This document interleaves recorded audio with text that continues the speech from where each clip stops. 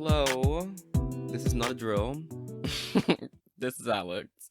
Welcome to Tap and Tap Out. This is a podcast where we tap into discussions around mental wellness, spirituality, and pop culture, and tap out of the patterns that no longer serve us. Hello? Hello. Um, it's March, and I have surfaced from the ashes, um, really from my cave of life to say hello and how are we doing? The last episode we had was in the new year, and I communicated. I was communicative in saying that I wasn't sure at the time when I was going to be able to, not able to, when I would want to record a new episode. Um and to be quite honest with you, this is an honest space. I had a feeling I was gonna be taking a little bit of a break because if you didn't know, welcome to the podcast. But I'm in grad school right now to become a therapist, and we started practicing like a sort of role play with each other, and so that's been going the past several weeks, and it's a lot, along with like doing classes, learning about a lot. It's just like the first like last year was cute, you know? It was really cute last year. And now this year it's like, oh, okay, now you actually want me to be a therapist to somebody. And so there's the pressure of like being like doing well, you know? And like it's a class, it's a grade, but also there's the pressure of like the internal crisis of like I'm really out here believing I could be a therapist, you know? And that whole internal fight. And so actually this episode is going to be about me checking in with y'all as I check in with me about all that. Not, I mean, maybe not that specifically, but just life in general. Before we get into some check-in stuff, I do want to recap some music. I would say I feel bad, and I do, but the break was nice. I've been working, don't get me wrong. I've been doing other things creatively as well, but I have missed you guys. Confession. I hope you've missed my voice. I still freak out when people tell me that they like my voice is good for podcasts. I'm like, please sit down, leave me alone. But thank you. But yes, we're gonna get into a mental health check-in for the tap-in, but before that we will do some music recaps. Last month, this is like really broad highlights. So of course y'all know I like to cherry pick and talk about anything. So I tried my best to be a little more what's the word? A little more thorough, but even still, I know I missed a lot of stuff. So forgive me in advance. But last month, Jasmine Sullivan released her Hotels Deluxe album. And I don't know if I've talked about Hotels before on this podcast, but one of my favorite albums from last year. And so I was very, very happy when she released the deluxe. Um, I did not like any songs she put on there, which is rare for me. Usually with the deluxe, I'll only probably pick up two or really only like two of them or one of them and just move on. But I will say I didn't play a song from this deluxe and not feel like it was like great. Standouts though from the deluxe album for me are Selfish and Hurt Me So Good. And she also added some more tales. So if you don't know, throughout the album, she puts out these like her friends, people that she knows. They're like tale, so like their hotel. So it's like a minute-ish long interlude style type thing where they talk about like a story about their life or being a hoe. And I don't know if you guys know this about me, but I love interludes. Like they're my favorite thing, especially in R&B music. Like SZA's Control album has some really good ones with her grandma. Ari Lennox does some, or like she'll do like words, some like after a song or something. Like I love stuff like that. Or Kehlani has some cool interludes. Lauryn Hill back in the day, love like the classroom interludes and stuff from her Music Education album. Love. So I love interludes in R&B music. I'm trying to make a playlist right now of like interludes in music, just so I can have them all together. But she got Issa Rae to do one for this Hotel Deluxe album, and literally you could not have done anything better for me because y'all know I love Insecure, Issa Rae, anything that Issa Rae, I eat it up. And so yes, favorites for me were Selfish, Heard Me So Good, and Issa's Tale. So please listen to it because it was very funny, and I learned a lot about her in a minute. So that was great. Um, Genre wise, I've been a lot more diverse than previous years of my life, which is a good sign, I think. I think it's reflective of me being very open minded right now. I'm exploring a lot of ideas about life via my classes. And I feel like that's kind of reflecting my music taste. I'm just very open minded. I'm trying a lot right now, which probably is tied to what I'm talking about later. But I'm trying a lot of different things right now, trying a lot of different tastes. And I've been loving disco pop lately. Was not a huge disco pop person. And that's a very broad genre, honestly. But right now that's like Kylie Minogue, I don't know if RuPaul counts as disco pop, but we'll just throw him in there because I'm watching Drag Race. And some of the songs, he had an album last year that came out, and there's actually some good songs on there. But some old RuPaul, I don't know why. Again, it's just Drag Race. I don't know why I'm saying I don't know why, and I watch it every week. But that, and then I don't know if this counts as disco pop, but there's a song I just found called Slow Song. I think it's new by The Knox. And the music video features Aquaria, who's a Drag Race winner, which is why it entered my circulation of the internet. But I love that song. It's like an 80s like poppy thing. I really like it. I want to live in that song forever. So that's my escape song right now. Um Also I wanted to address the well, this is kind of, I think it goes past or before Kiss Me More. But there's been like a lot of pop duets lately. That's pop music, but also like just pop celeb, celeb pop music. So it could also be like rap. But a lot of the girls are out here doing pop duets, and I guess we love to see it. And so we had Kiss Me More. I guess was it last year or 2 years ago? I don't even know. But Doja Cat and SZA, I can't. It's been so long. I can't remember if this was this year or last year. But I don't think I talked about the song with her and Sweetie called. I think it was this year, called Closer. The video is like a airline type thing, and at first I didn't. I'll be honest. It like nothing was wrong with it, but it didn't like scream to me like the it factor. But then I think I can't remember the song exactly. I should find the song, but there was a song that came out, and I was like, "Well, if I'm gonna be downloading this song, I have to download Closer because it's like these two things really they don't really compare, but like Closer, if at the time it wasn't necessarily a song that like did it for me, but when I kind of like lowered my standards with another song that I had to pick, I was like, or add to my list, I was like, okay, let me just add Closer, child. And so I like it now. It grew on me. Long story short, so I'll play it, walking places. um, Sweetest Pie just came out last week, 2 weeks ago. I'm recording this on a what is today? Today is the 17th, by the way. I'm recording this, but it'll be out whenever I decide to edit and post this. But Sweetest Pie came out recently, and that's with Megan Thee Stallion and Dua Lipa, and so I was very excited for this. I will say, love Dua Lipa's melody, love the whole track sound. Meg's verse was fine. It wasn't bad. Again, it's the Closer syndrome. Like these songs aren't like necessarily like making my world, but they don't necessarily have to. I'm accepting. You know what I mean? Like they're doing what I guess they intended to do, which is collab and make a song together.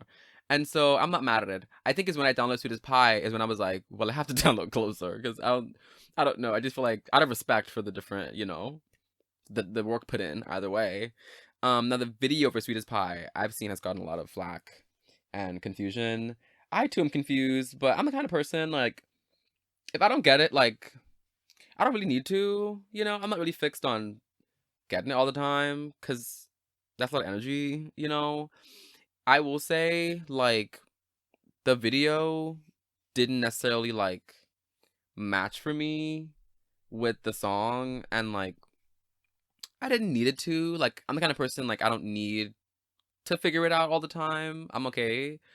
But it was kind of odd. I think the video was kind of odd, a little creepy. I really don't know the references, I'll be honest.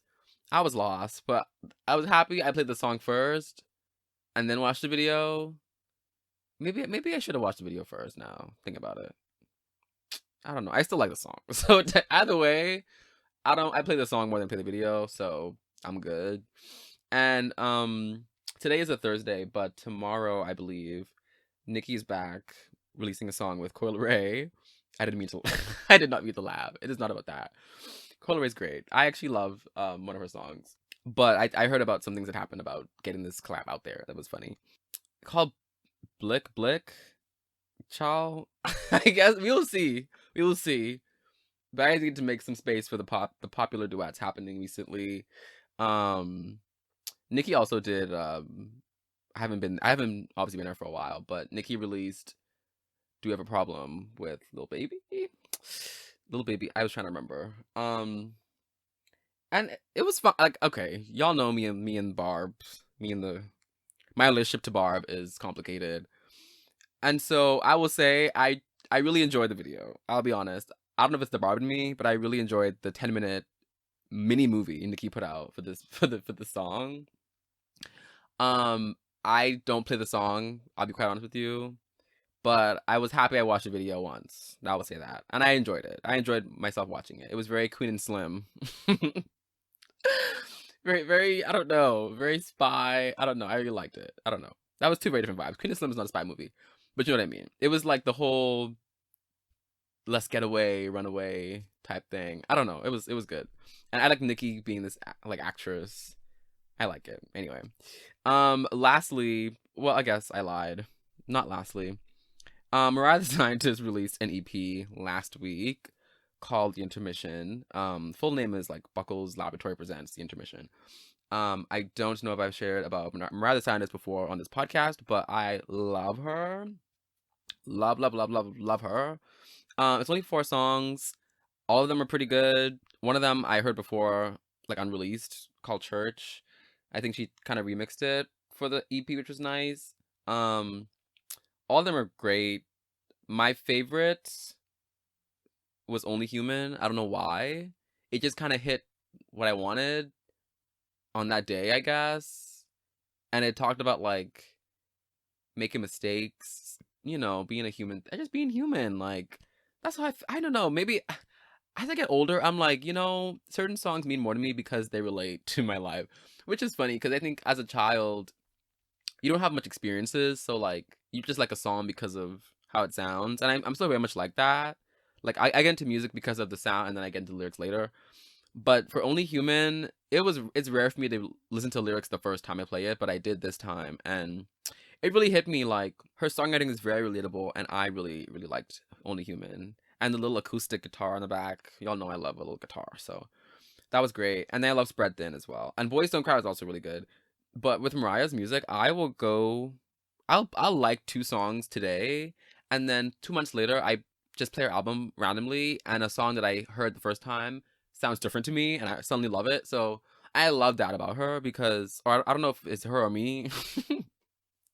It's probably me, but I just like this. I can go back and be surprised because sometimes I play a song and it's not really there for me for her, but then I go back later and I'm like, wow, I love this song, you know? And so I love the EP. She's going on tour now too, and I kind of want to go. Anyway, broke boy problems. Officially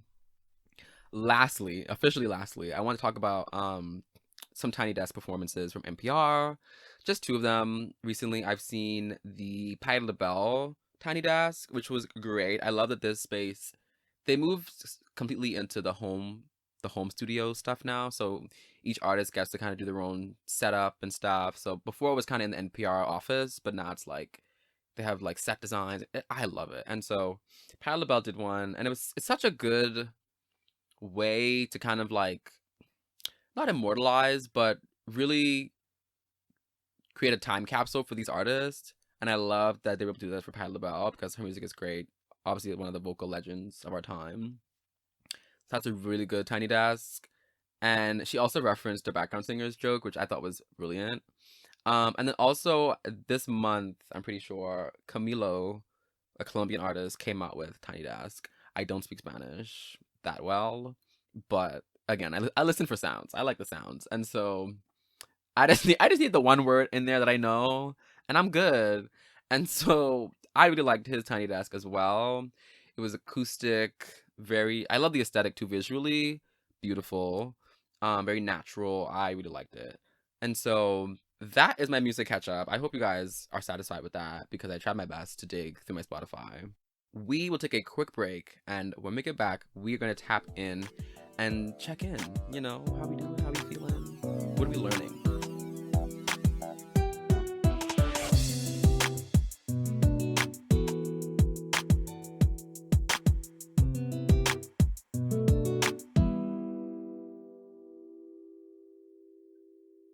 All right, it's time for the tap in.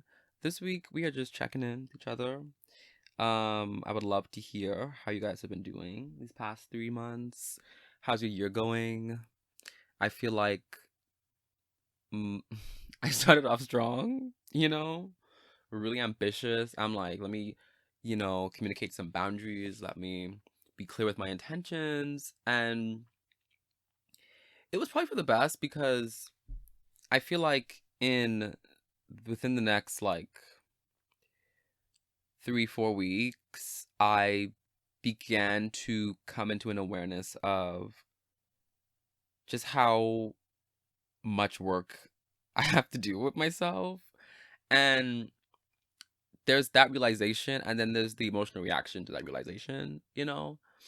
And for context, as I mentioned earlier, I started doing this is more practical kind of coursework in terms of my therapy journey, becoming a therapist. And as you can kind of imagine, a lot of things come up as you learn about the different theories and stuff. Every week for the past 3 months, I've been learning like a different approach to helping people and in like theoretically.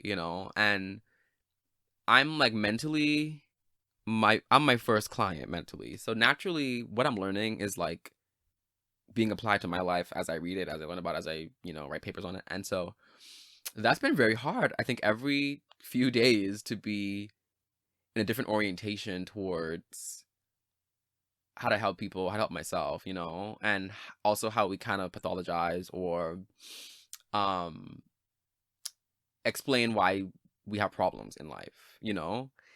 And so it's important because I'm learning what I gravitate towards and what I don't, theoretically. But at the same time, it's a lot of emotional energy and mental energy to like do so much exploring and reflecting, which was the cute part of last year's part of the program because when you first come, they don't throw you into it fully. So you have to like, do a lot of self-reflection, which I am already very prone to do. But for some reason, this semester is like next level for me. I think because of the added practical component of practicing your presence with people, practicing like we do role play, but it really is like real life problems that we talk about. So it's like when I'm pretending to be somebody's client, I'm using like real life problems and it's all confidential. But being the counselor, being the therapist, it's still pressure, like, because they don't expect you to be perfect, but you want to do a good job, and you're learning how to show up for somebody professionally while also being genuine and warm and yourself. And so it's taken me a lot of mental and emotional energy to kind of put towards that.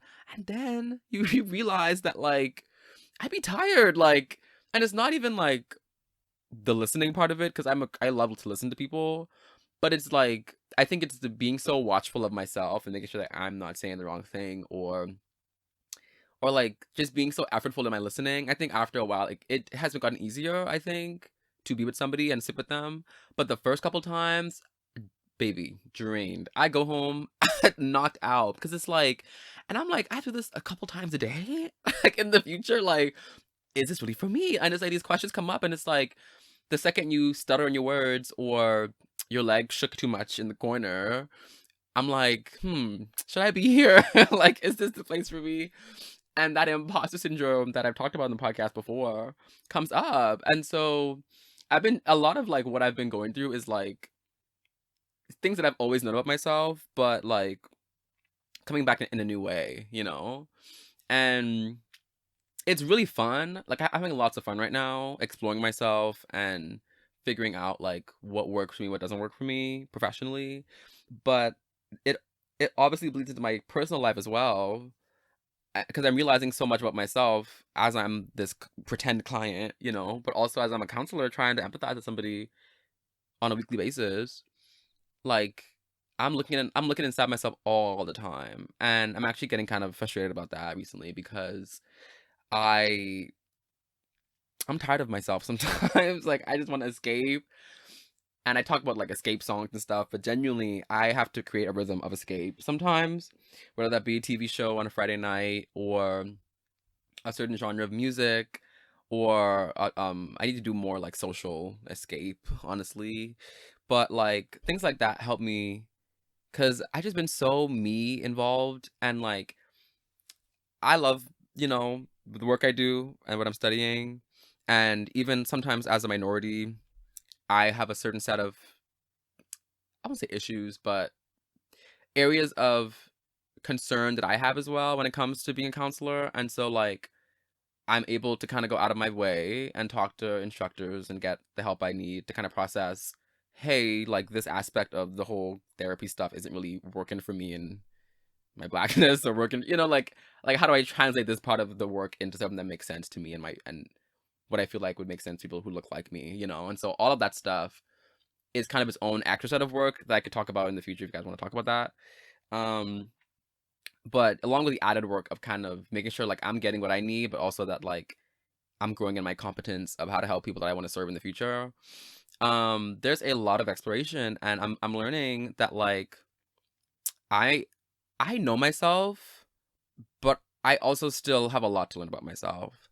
And I'm learning that as I'm still finding myself, I'm also changing, you know? And so like for the role play, like it'll be current stuff that I do, but it's also things that I stories that I've had in my life for a long time that I process with them and see what they do with it as a therapist and stuff. And so I'm like rehearsing a lot of stories that I've known all my life, but obviously when you talk about something really old to a new person and they receive it and they say it back to you, it's like okay, but I never heard it like that before, you know? And so like I really thought I knew myself and knew my story, but there's so much power in how you see yourself and your story. And when you give yourself the chance to give your story to somebody and have them say it back to you in a new way, it makes you realize that there are still parts of the painting that you're not familiar with yet, you know, this painting that I'm making of my life.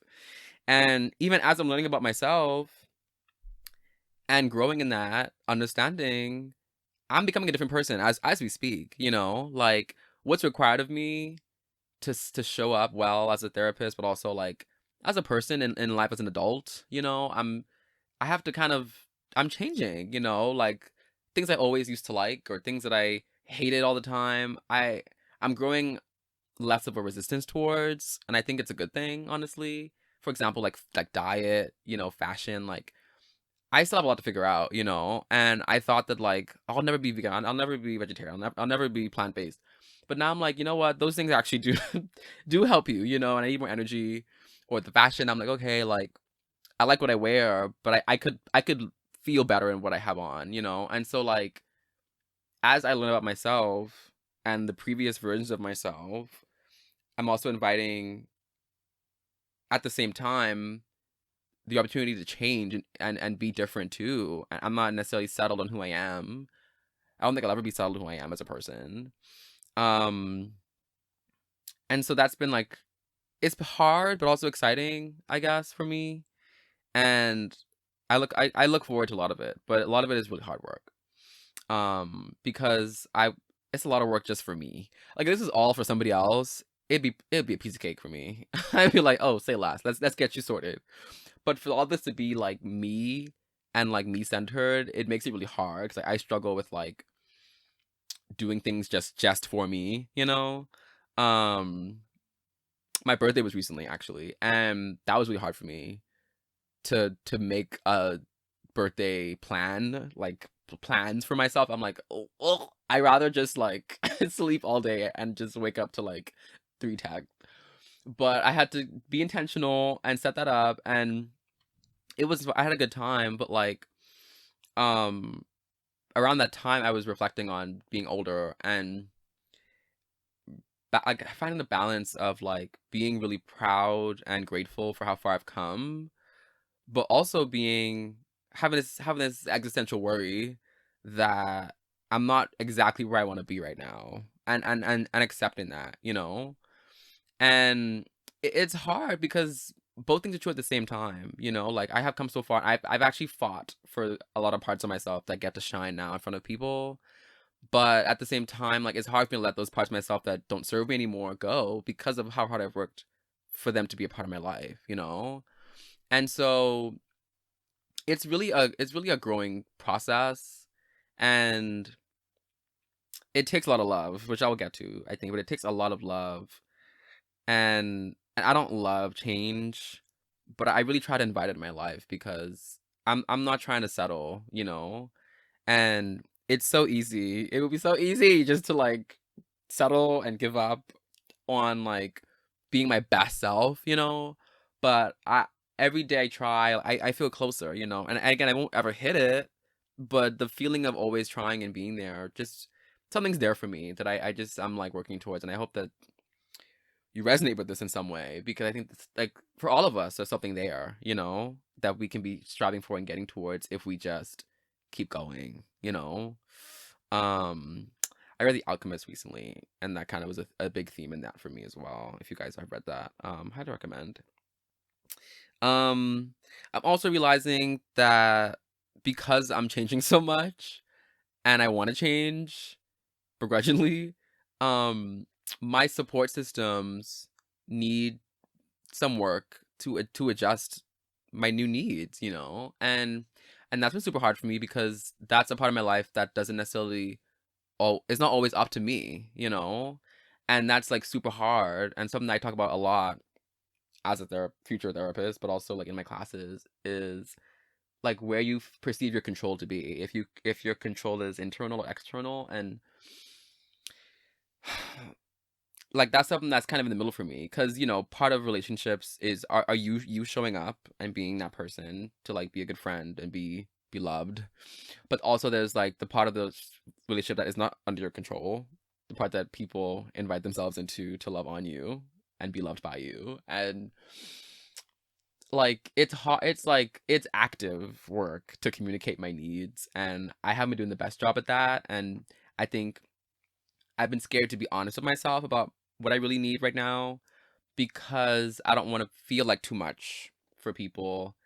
But I'm realizing like if I'm moving towards a career where it's really supposed to be and is like a one-way relationship, like as a therapist, I'm not their friend. You know, like you might feel I might be friendly to you, but really like I'm not really there for me. And so it's a one-way relationship. And I think there's a freedom in that, I'll be honest. There's a freedom in sitting there and knowing that I don't have to share much about myself to be a good person to you right now. And I can help you without necessarily kind of there's opportunities to disclose, but it's definitely at a minimum. You know what I mean? Like, because I'm there to hear your problems. But because I think I've been practicing so much of that posture, I understand now, maybe even more for like helping professionals, like the need for those two-way relationships that sit outside of your professional life, you know, because I really need that now, honestly. And it's hard because like growing up, I was kind of like the therapist friend, you know, and so I'm kind of used to being that person who like gives more than they take. Um, I've also heard of this analogy of like flowers and gardeners, you know, like are you a flower, you're a gardener. And I'm pretty much always the gardener. Let's just get out the way. But I want to be a flower sometimes now. I really want to be a flower this year, and it's hard for me to like admit that. It not because I think it's embarrassing, but because it requires someone to be a gardener. Like someone needs to care enough to want to do that for me, and pour into me. And I have to kind of be humble and invite myself and ask for it. And that's really hard. Cause like I wish someone could just get it and text me and be like, hey, like rah, rah, rah, if you're listening. Rah, rah, rah. But like it's not gonna be like that. Like to truly get genuine love that I need right now, I have to ask for it. And I used to be in a place when I was younger where I was like, oh, like if I have to ask for something, it's not worth it. But that's really that's archaic now for me. I don't. If that's how you believe, then you can go with that. But I'm I have to retire that very soon because I'm just gonna be sad and lonely. And so I'm really trying to work on being more active in my growth process, and like life will naturally grow you. Life will naturally prune you as a person. But really, there's ways we can optimize this experience for ourselves by tapping in, and really seeing and accepting where you're at and then making those adjustments to move forward. And so that's kind of where I'm at with all of that. um and in all of this, I feel like I'm confused a lot. Like even in a future oriented sense, like I'm very confused right now about where this is going to go. And people assume because I'm in grad school that I have a lot of like, I guess, direction, which is complicated for me because I don't feel like I ever really have any direction. Like I have some. I definitely have some. Obviously, I'm in a specific field of study that gears me towards a certain profession, but I don't necessarily consider that direction because it can look so different when I get to that place of actually needing to get a job and stuff in that profession. And so things don't really make sense in terms of like I'm recording this podcast right now. I'm in this class, these classes I take once a week. I'm doing this other thing. I'm trying this out, but I don't know how it's all gonna kind of work together in the end. And they don't necessarily not agree right now. They're just so different. The dream is for all of this stuff to work together and be in alignment and all kind of click, and my skills kind of transfer with different parts of myself, and that's great. I'm just confused on how we're gonna do that. And so I think I've been having to also practice a lot of acceptance and self-compassion that things are not gonna make sense in the moment, but just trust in the process. There's a song from Willow Smith and Avril Lavigne called "Grow," which I love, and I think, yeah, Willow says like being confused isn't right or wrong, and I mean when I hear that going to school or whatever, I find a lot of peace in that sentence because I attach a lot of negativity and doubt to when I feel confused because it's like if I don't know who's supposed to know if I don't know. But sometimes it's not for me to know. Sometimes it's like for me to trust and hope that like things are working out in the best way possible. Um which brings me to my last point, which is like being in a state of confusion constantly and dealing with a changing support system, a changing identity, figuring out who I want to be in life. Like I need so much love right now. And not just any kind of love, but a love that is like mindful and pays attention to what it's trying to love. And so even though I've been off the clock on the podcast, I've been exploring this idea of mindful love this year in hopes to like one benefit me, because it's a need that I have in my life. And I'm guessing if I'm not a special person, like I'm special, I'm unique, but I'm anybody. You know what I mean? So I'm guessing if I have a need for this like intentional, aware love, then people might also have that need as well. And so I have restarted my um Instagram page, Heart of Shema, which you can find on Instagram. I just said that. But that's where I've been posting, if you have not known. I've been trying to go for 3 times a week, but don't hold me to it. It's been fine so far. Um and it's Instagram blog, mental health style.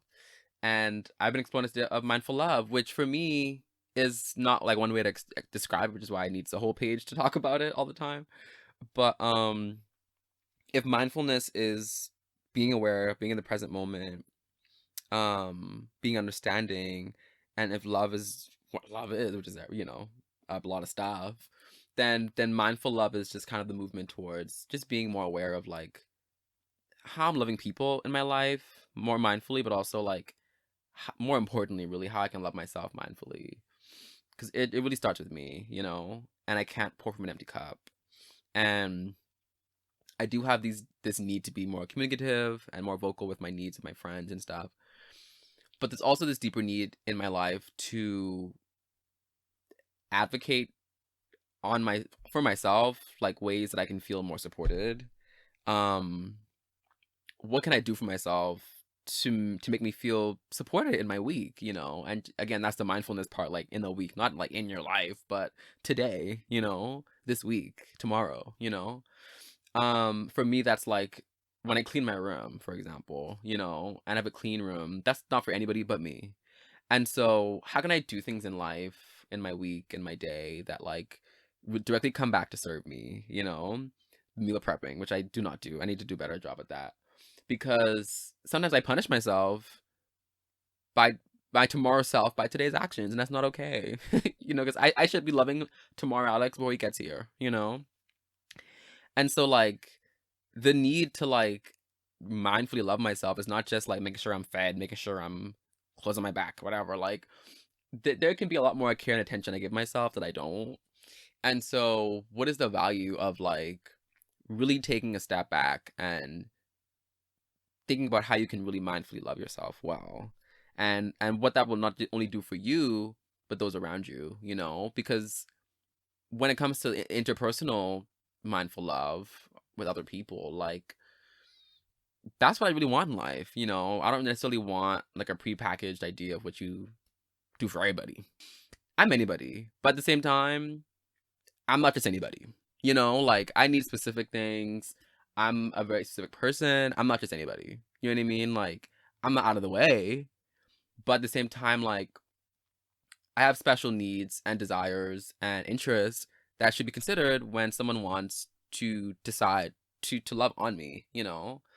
And so that's like what mindful love means to me, is like you're taking the time to understand who I am, but also you're validating the whole experience of us both being human beings. We're similar, but we're not the same.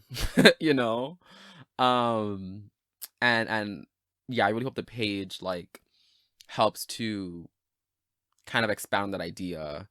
And so that's been going on as well in the background, but it's in the foreground now because I'm talking about it on the podcast. um but yeah, that is what I have today. I don't know what this was. It was kind of like audio journaling slash letting y'all know how I'm doing slash hopefully y'all learning something about life or maybe just recapping because y'all are great already. um but I hope you guys enjoyed that. Let me know. I was kind of just going off the dome, but we take a quick break and we are doing a tap out this week, so don't you worry, we'll be right back with the tap out.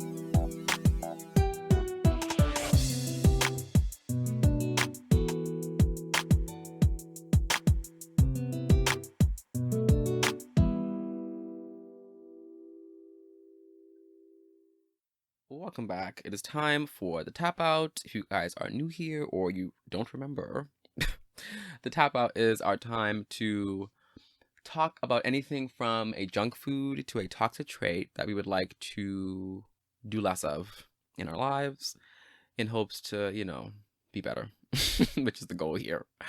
And so this week, confident I've talked about this before on the podcast in some fashion, but maybe I haven't. I don't know. It's been 24 episodes. I would hope I talked about this already.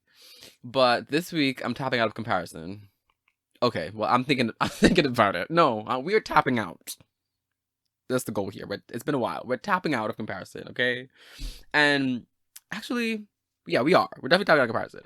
And specifically this week, what's sparking this is to be quite vulnerable with you. just like being in a stage of life where, you know, we have a lot of social milestones placed in our 20s. I mean, a lot. And like we deem them a lot more important than we do in the 30s and the 40s. This is just my opinion. I'm obviously very biased being in my 20s. But there's a special kind of pressure people put on milestones and whatever in our 20s. And I think I've been distracted. I was distracted last month, I'll be real. And I think part of being distracted, I realized in my reflection after I realized I was distracted, was how much energy I put towards subconsciously comparing myself to people around me and people that I feel like I should be there, or I don't have that, or I think I want that. There's elements of envy, elements of jealousy in there as well. And I think actually I just learned the other day a bit more about comparison because I'm reading Brene Brown's book Atlas of the Heart, which is a great book. I recommend it a lot, especially if you're in a social work counseling field. I think it's an amazing book. Anybody should read it. But she provides kind of an encyclopedia of different emotions we experience and different ways that we act out from those emotions. So there's a part there about comparison and the emotions that come out of comparison. And research shows that it's like cognitively, like we really can't escape comparison. Like it's gonna happen naturally. But we do have the choice, if we afford ourselves that, we do have the choice on how we're gonna respond to that comparison. How do we internalize comparing ourselves to other people? And some people are motivated by comparison. Some people are depressed by comparison or feel lesser than. But for me, I feel like it goes both ways sometimes.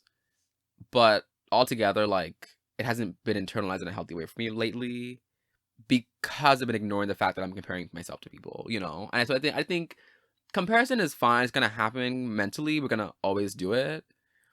But like I think I've been ignoring the fact that I'm comparing myself. I think that's the tap out, really.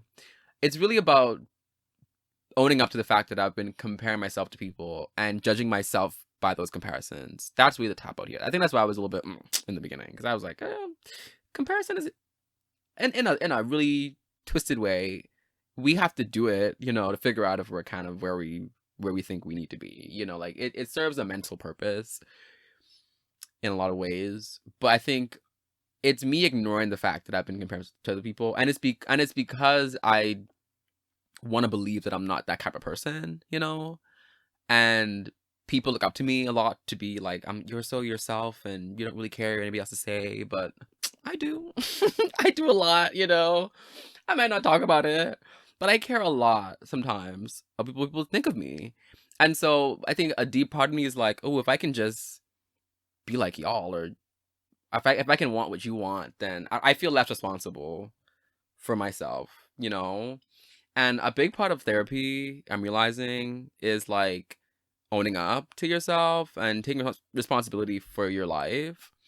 And so in response, I've been trying to do that more in my life, and I've been realizing that I compare myself a lot to people, and it doesn't do me well. There's a social media aspect of it as well. Like I'm always scrolling, I'm always, me.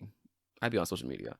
And so with that, there is this also subconscious kind of looking at people where they're at, these big announcements and whatever. Like, I have my days too, don't get me wrong. My twice a year, a little announcement. But like, I always feel like I'm less than other people are doing, which is not good because I should just value my own walk, But yeah, this week we're tapping out of the fact that I've been ignoring, that I've been comparing myself, and we're gonna walk. We're journeying.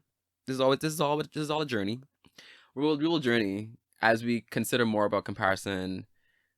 Is it healthy? Is it not? Maybe it's a topic for another time. But really the ins and outs of comparison, how to get out of it, how to make comparison serve us if that's possible. I don't know. These are just questions I have. where's my therapist? Questions that I have, I guess, going forward about comparison. But I've just noticed it more recently than before, and it wasn't until I was having some down days that I realized I was comparing myself to other people, and that was not good. So that's Tap Out this week. Hope you guys received that. I don't know if you relate. I might be out here by myself in the cold, and that's okay. I'm just fine. But that's all I have this week. I promise. Thank you so much for listening to this podcast. Once again, I don't take it for granted. Trust me, I don't take it for granted. The time you take to listen to this. Updates. I am still doing this whenever the spirit touches me to do so. I think that's what's best for right now in my life. However, I have a feeling I'll be a little bit more frequent for the rest of the year. I can't promise it, but being here right now, I'm liking it. I'm liking it, you know. I'll be honest with y'all, I really want more guest stuff. I actually been dreaming about a co-host because I love doing this by myself, don't get me wrong. But it would definitely be a lot more.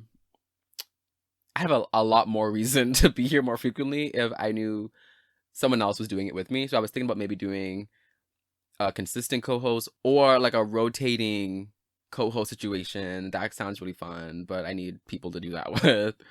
I also would love to reach out to some more guests. I've been taking a little break from guesting or guest reaching out. But if you know somebody who would love to be on the podcast, anybody really that you feel like would be relevant, please let me know. Because I love the best of me comes out in conversation, you know? And that's kind of what I find, even in therapy as a therapist, or like even as like me in my friendships, or even like on the podcast, like the best of me comes out when I'm really with people, you know? And so that is something I'm looking to get more into, more intentionally, hopefully next time. I want to have some fun, you know? As I mentioned, Heart of Shema is active again on Instagram. Please follow it if you can. I post 3 times a week there.